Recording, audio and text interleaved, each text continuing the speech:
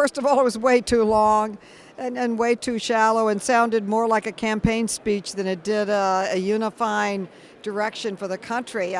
I'm deeply concerned. No matter what you can say, this tax bill is the most anti-New York measure I've ever seen. It's like a war against New York. It double taxes our people by abolishing the ability to deduct city and state taxes. It is like a arrow into our hearts. It's just unbelievable. People are not going to be able to pay their city and state taxes and then turn around and pay them again to the federal government.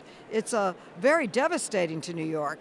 The Justice Department is taking steps to cut various grants to New York, and this infrastructure plan. New York is the infrastructure capital, mass transit capital of the United States, and this plan that he talked about, you have to have money to have a national infrastructure plan, but as I understand it, it's $200 billion over 10 years, so the $1.5 trillion is to be made up by cities, states, and the private sector.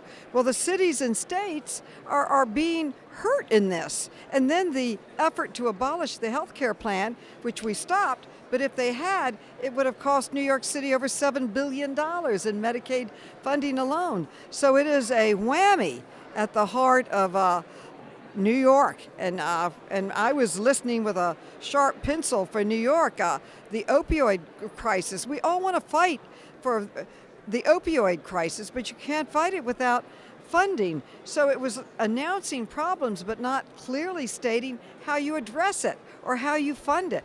He hasn't talked at all about how he was going to spend any money on the opioid crisis. Right, he didn't mention it. He said it's out there. We're going to do something about it, but what?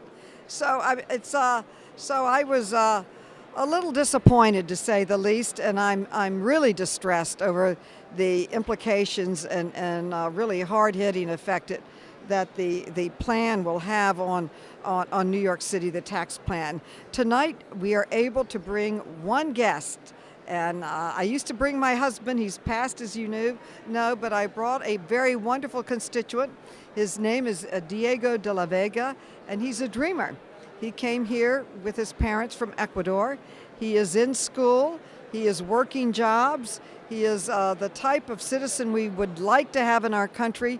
I agree with the president's claim that he would give a path to citizenship that they would have to earn through their work over a number of years. But the plan he put out is one that has already been rejected by the Democratic leadership. The plan was not only the path to leadership, to citizenship, which I support, but also the ending of family reunification, which has been a pillar really of the immigration system in our country, and then doing away with the diversity program, which was signed into law by none other than George W. Bush, and has many fine people there. And then he, of course, was the wall, which has again been already turned down. So to come forward with an immigration proposal that was turned down already did not seem like a genuine effort to come to a conclusion and a solution to the immigration crisis, I would say, that we're confronting, and really the really dangerous situation that the dreamers, or the so-called dreamers, are in now, who have come not by any act of their own, but with their parents. They haven't violated the law. Their parents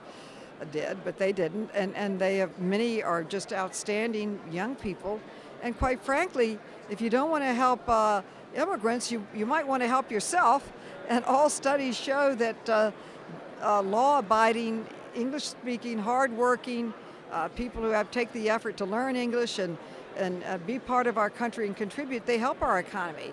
A large number of Nobel laureates are immigrants, particularly in the sciences. There was a report sent out today that a third of all of the Nobel laureates in science are immigrants who come to this country with the dream of a better life. My ancestors were immigrants. If you're not an American Indian, you came here as an immigrant yourself. So we've been a country that has always opened our hearts to people who want to come and be part of contributing and to America. So I'm going back to work. I think I'm going to have to work harder because I don't know how we're going to fund these programs or make them happen. Right now, I have roughly $10 billion coming into my district for infrastructure programs, but they have to be continued, and you have to get it out of the budget and into the ground. So that's going to be a real effort on my part. One more question. I know that you, as a New Yorker, do watch the judgeships, and he talked about getting federal judges in, but they're not exactly judges that a lot of people like too much. Well, that's a tremendous concern. The more I serve and work in government, the more I really respect the judicial branch. It has immense power to make decisions that affect all of our lives, and they are working very, very hard to really get as many appointed that are extremely conservative. So that is another concern that I have.